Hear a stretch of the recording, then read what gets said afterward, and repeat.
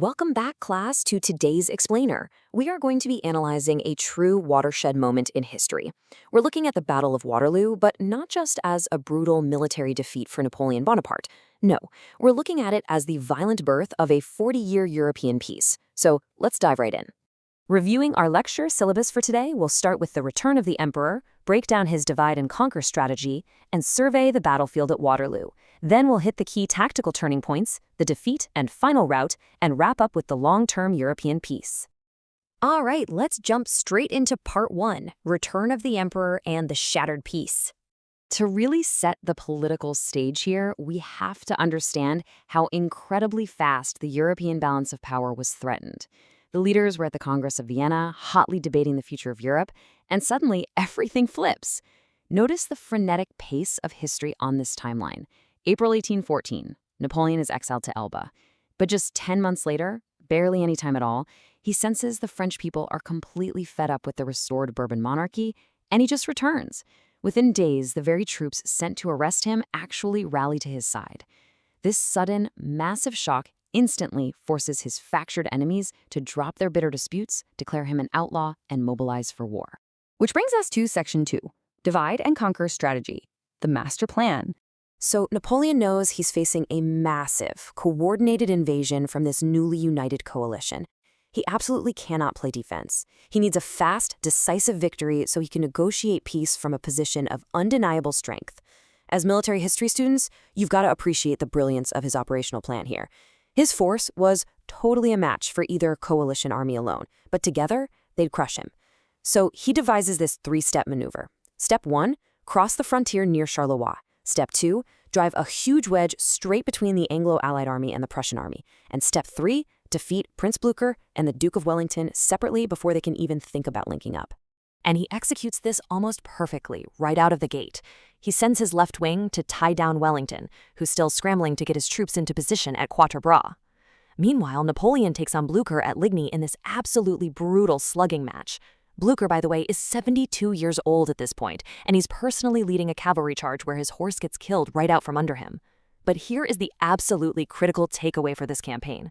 Yes, Napoleon wins at Ligny, but he fails to break the Prussian force entirely. They retreat, sure, but they survive to fight another day. Moving right along to Section 3, the battlefield at Waterloo and Wellington's stand. So Wellington hears about the Prussian retreat and orders his own men to fall back through these miserable, heavy summer rainstorms to a ridge just south of Brussels.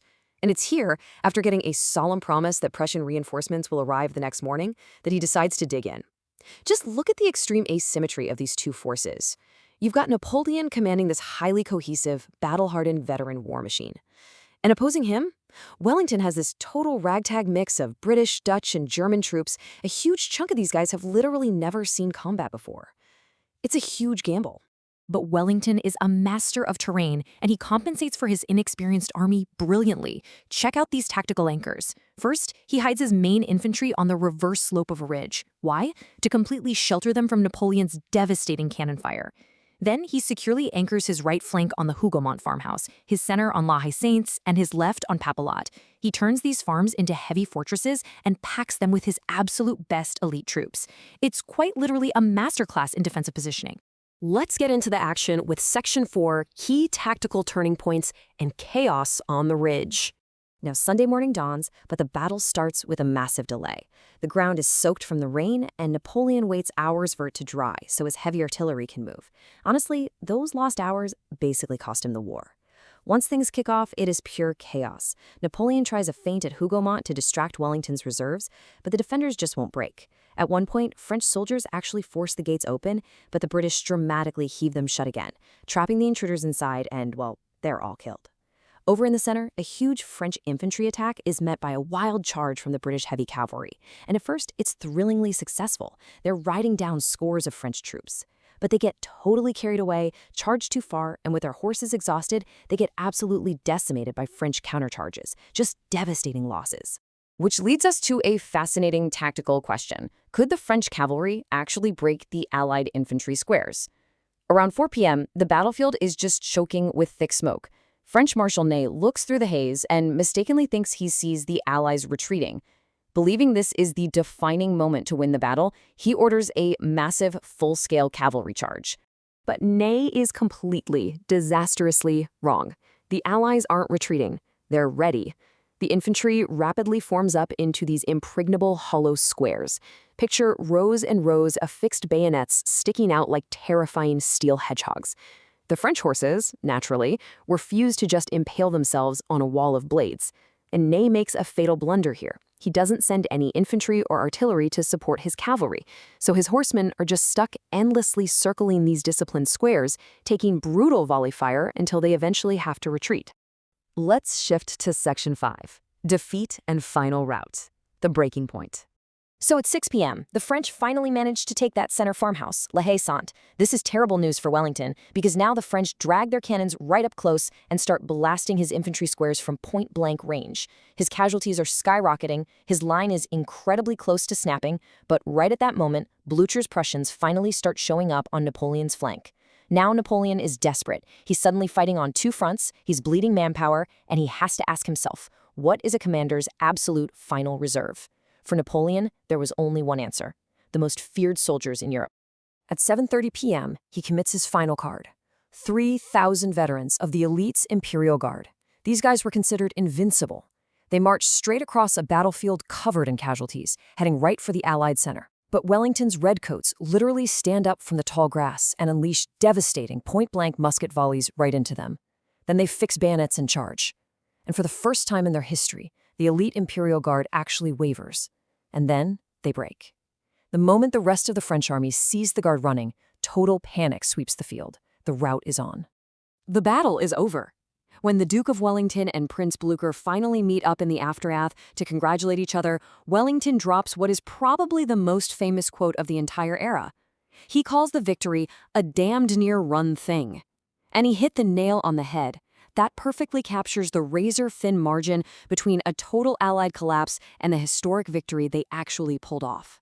But look, as historians, we cannot skip past the incredible human cost of this afternoon. 50,000 men were killed or wounded in just a few hours, 27,000 French and 23,000 coalition troops. It was one of the most intensely bloody engagements of the era. And because medical supplies were practically non-existent, thousands of these wounded men were just left out on the field suffering for days. The immediate fallout, Napoleon is finished. He can't raise another army, so he surrenders to the British. The era of the emperor ends permanently.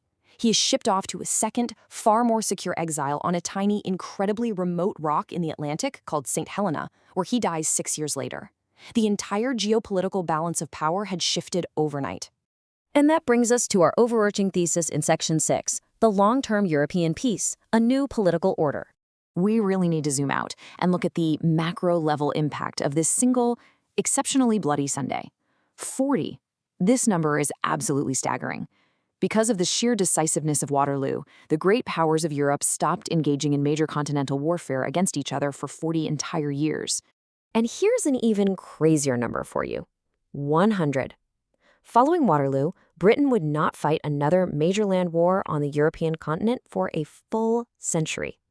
It wasn't until the summer of 1914, when World War I broke out, that British troops deployed to Europe again. This unbelievable stretch of stability is the true political legacy of Wellington's victory.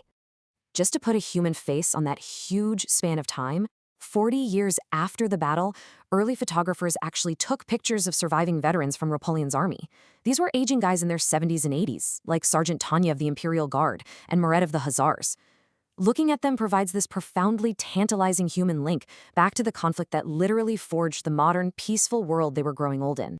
So, I want to leave you with this final thought to chew on for your continuing studies.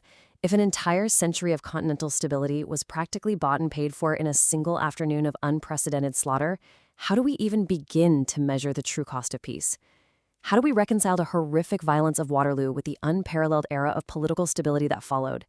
It's a huge question. Thank you for joining me for this explainer class. Keep wrestling with these tough questions, and I'll see you all next time.